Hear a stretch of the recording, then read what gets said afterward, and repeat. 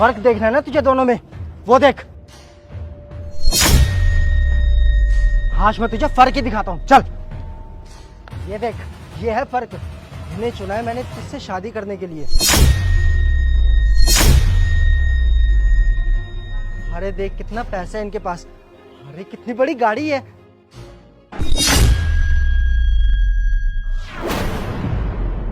और इसे देख, अरे ये तुझसे मिलने भी आया ना तो ये खटारा लेकर आया है। लेकिन भैया मैं धीरज से प्यार अरे मेरी छोटी बहन, प्यार से घर नहीं चलता, घर ना पैसों से ही चलता है। और तू खुद फैसला कर, शादी करने के बाद तू इस खटारा में घूमेगी या इतनी बड़ी बड़ी महंगी महंगी गाड़ियों में। देखो अंकिता, मुझे तुम्हारे पास से कोई लेना देना नहीं है, लेकिन हाँ, अगर तुम मुझसे शादी करती हो ना तो तुम्हें एक बहुत लग्जरियस लाइफ मिलेगी। मैं कभी किसी चीज की कोई कमी नहीं पड़ने दूंगा, क्योंकि मेरे पास पैसा ही इतना है कि तुम्हें कभी किसी चीज की कमी होगी ही नहीं। देखा तूने, इसे कहते हैं लड़का। ये ना तेरी सारी खुशियों का ख्याल रखेगा। अरे तू जो बोलेगी वो ला कर देगा, तेरी सारी ख्वाहिशें तक पूरी करेगा। अंकिता, ये बहुत अच्छा मौका है, इस मौके को ना गवा मत। लेकिन भैया मैं धीरज को ऐसे। तुम्हारे भैया बिल्कुल सही कह रहे हैं अंकिता। आखिर किस लड़की के घर वाले नहीं चाहेंगे कि उसका पति पैसे वाला ना हो। पर ये बात भी सच है अंकिता कि मैं तुम्हारे से बहुत प्यार करता हूँ। भले ही मैं मिडिल क्लास फैमिली से हूँ, पर तुम्हें खुश रखने की पूरी कोशिश करूंगा। अरे ओ पागल, खुश रहने के लिए ना पैसा होना बहुत जरूरी है। और जब तेरे पास पैसा ही नहीं तो तू मेरी बहन को खुश कहाँ से रखेगा। लेकिन भैया, पैसे से ही बड़ी चीज है प्यार। आपस में प्यार होना बहुत जरूरी है। हम एक दूसरे से बहुत प्यार करते हैं।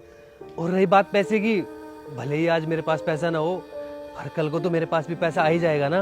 अरे तेरी ना सिर्फ बात, अरे पैसा कमाना अगर इतना आसान होता ना तो तेरे जैसा भिखारी भी ना करोड़पति बन जाता। देख अंकिता, फैसला तेरे हाथ में है कि तूने किससे शादी करनी है और किससे नहीं।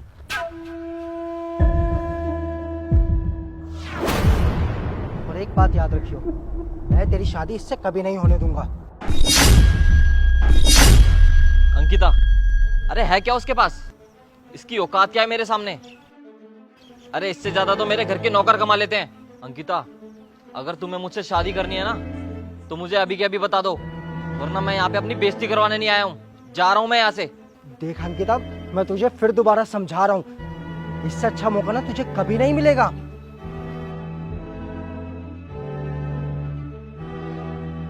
सोच लो, वो भी जल्दी।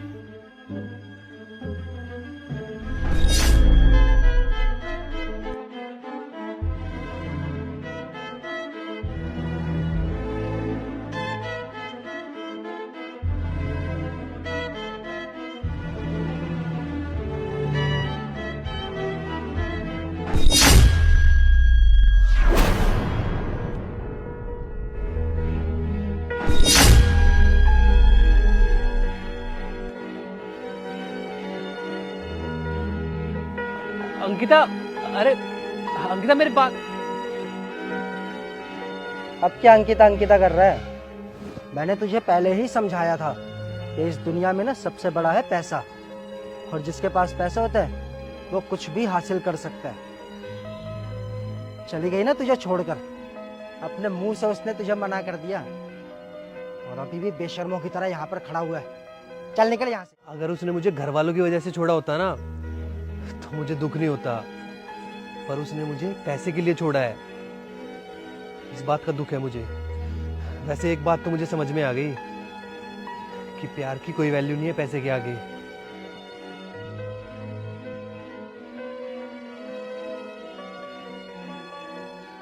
धीरज,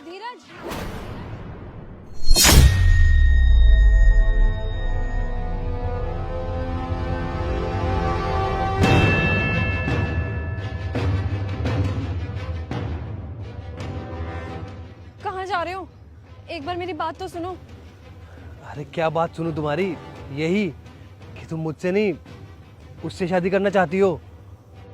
नहीं, मैं इससे शादी नहीं करना चाहता। मुझे मालूम था अंकिता, तुम मेरे से शादी करने के लिए हाँ कर दोगी?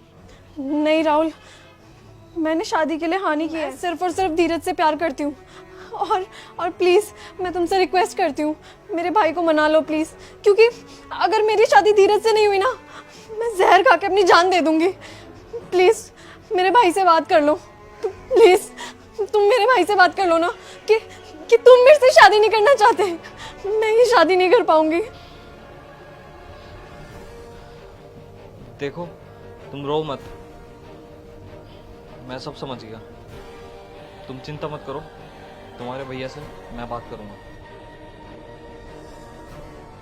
Thank you so much.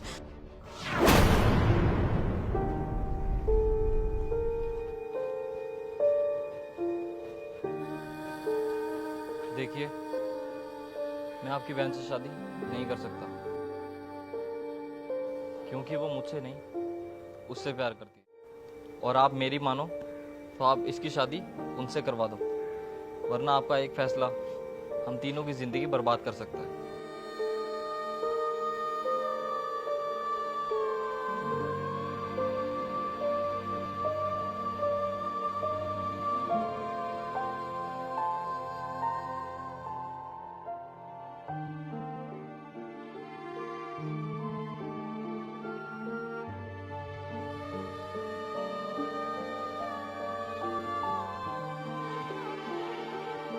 अगर तुम दोनों सच में एक दूसरे से प्यार करते हो तो तुम दोनों के प्यार के बीच में मैं रुकावट नहीं बनूंगा।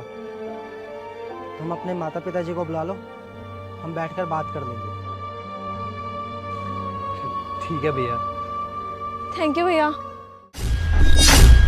क्या है माँ जी ये सब? 5,000 की साड़ी ऑर्डर करी है आपने? अरे इतनी महंगी साड़ी पहनेंगी अब आप? अरे बहू, क्या हो गया? मैंने कोई गुनाह कर दिया क्या? अरे मुझे वो साड़ी पसंद आई थी तो मैंने ऑर्डर कर दी। अच्छा, तो अब आप में इतनी रईसी आ रही है? अरे ऐश्वर्या, तुम माँ से ऐसे क्यों बात कर रही हो? अरे देखो ना यार, मम्मी जी ने साड़ी मंगवाई है, मंगवाने से पहले एक बार ये तक नहीं सोचा कितनी महंगी साड़ी पहन के ये जाएंगी कहाँ? अरे पूरा दिन घर में ही रहना होता है आपको, क्या करेंगी इतनी महंगी साड़ी का आप? अरे फालतू में अपनी औकात से ज्यादा महंगी साड़ी मंगवा रही है। अरे 200-250 रुपए में भी अच्छी साड़ी आ जाती है, वो मंगवा के वो पहन लिया करो ना। पर नहीं, इनको तो महंगे महंगे शौक पाल ले। पर बेटा, तू भी तो अपने लिए इतने महंगे महंगे कपड़े मंगवाती है, तो मैंने मंगवा लिए तो क्या हुआ? अरे मम्मी जी, मेरी तो उम्र है महंगे कपड़े पहनने की, और आपका ना बुढ़ापा आ चुका है। बुढ़ापे में लोग साधारण जीवन जीते हैं, सिंपल कपड़े पहनते हैं, तो वैसा जीवन क्यों नहीं जीती हैं आप? अरे वैसे ही आपके बेटे की सैलरी ना कोई लाखों रुपए नहीं है, बहुत ही कम है। मेहनत से पैसे कमाता है वो, इस तरह आपके उड़ाने के लिए नहीं है उसके पैसे। अरे थोड़े थोड़े पैसे बचा रहा है वो, ताकि अपना बिजनेस खोल सके, लेकिन नहीं, आपको तो फालतू में उसके पैसे उड़ाने हैं। बहू, तू ये क्या क्या बोले जा रही है? बेटा, तेरी बातें मुझे दुख पहुंचा रही है, मुझे बहुत बुरा लग रहा है। अच्छा, तो अब आपको बुरा भी लग रहा है? अरे आपका बेटा ना 20-25 हजार रुपए की मामूली सी नौकरी करता है, कोई करोड़ों रुपए नहीं कमाता। 2 नंबर का काम नहीं है कोई उसका, जो आपके फालतू के शौक पूरे करेगा वो। अरे हमें ना आपके फालतू के शौक पूरे करने के लिए पैसे नहीं कमाने हैं, हमें ना अपना फ्यूचर भी देखना है। हमारे कल को बच्चे होंगे, हमारी फैमिली होगी, हर तब हम क्या करेंगे? अरे ऐश्वर्या, तुम्हें क्या हो गया? किस तरीके से बात कर रही हो तुम माँ से? और तुम्हें पता भी है कि माँ ने ये साड़ी किसके कहने पे मंगवाई है? अरे मैंने बोला था उन्हें ये साड़ी मंगवाने के लिए। अरे क्यों बोला आपने मम्मी जी को इतनी महंगी साड़ी मंगाने के लिए? अरे मैं मंगाती हूँ वो अलग बात है, लेकिन मम्मी जी की उम्र नहीं है इतने महंगे कपड़े पहनने की। और तुमने ही ना अपनी माँ को सर पे चढ़ा रखा है। मम्मी जी के जितने शौक थे ना, वो उन्होंने अपनी जवानी में पूरे कर लिए होंगे, तो तुम अब उन्हें साधारण जीवन जीने दो, समझे? और वैसे भी इस बुढ़ापे में ना उन्हें खुशी से 2 रोटी नसीब हो रही है, वही बहुत है, वरना बहुत से बूढ़ों को तो ये भी नसीब नहीं होता है। अच्छा, तो ऐश्वर्या तुम्हें ये लग रहा है कि माँ ने ये साड़ी हमारे पैसों से मंगाई है? नहीं, ये उन्होंने अपने खुद के पैसों से मंगवाई है, अपनी पेंशन के पैसों से। ऑर्डर कर रही थी ना, तो उन्होंने मुझे ये साड़ी दिखाई थी और मैंने उनको बोला था कि लीजिए मेरा कार्ड और ऑर्डर कर लीजिए, बट उन्होंने साफ मना कर दिया और मुझे बोला कि अगर मैं तुम्हारे कार्ड से ये साड़ी ऑर्डर करूंगी ना, तो तुम्हारा बहुत खर्चा हो जाएगा और घर चलाने में दिक्कत आ सकती है। क्योंकि उन्हें ना अच्छे से पता है कि मेहनत करके मैं पैसे कमाता हूँ और सेविंग्स करता हूँ, और माँ ने ना कभी भी हमारे पैसों से ना इतनी महंगी चीज खरीदी नहीं है और ना वो खरीदेंगी। और अगर मैं उनको ये बात बोल भी देता ना कि माँ आप साड़ी खरीद लो, वो तब भी मना कर देती। मैं उनको अच्छे से जानता हूँ। मगर तुमने क्या किया? बिना सोचे समझे उनको इतना सब कुछ सुना दिया।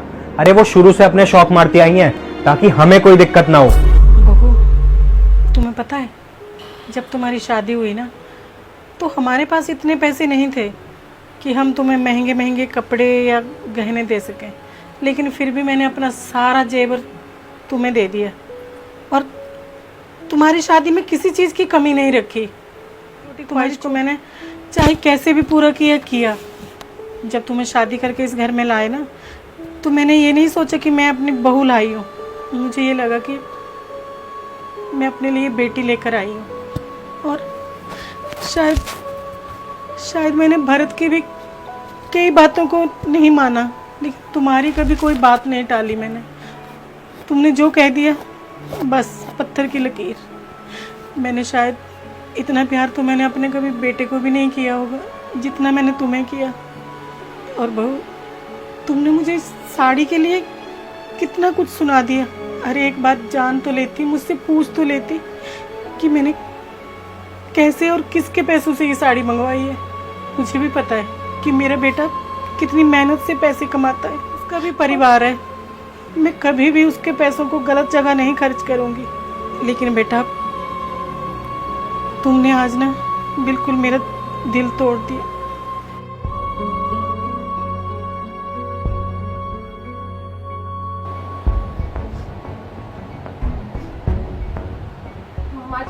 माँ जी मेरी बात सुनिए। माँ जी, ऐश्वर्या, मुझे लगा था तुम एक समझदार लड़की हो, तुम ऐसी हरकत कभी नहीं करोगी, मगर आज ना तुमने बहुत गलत करा माँ के साथ। देखिए आप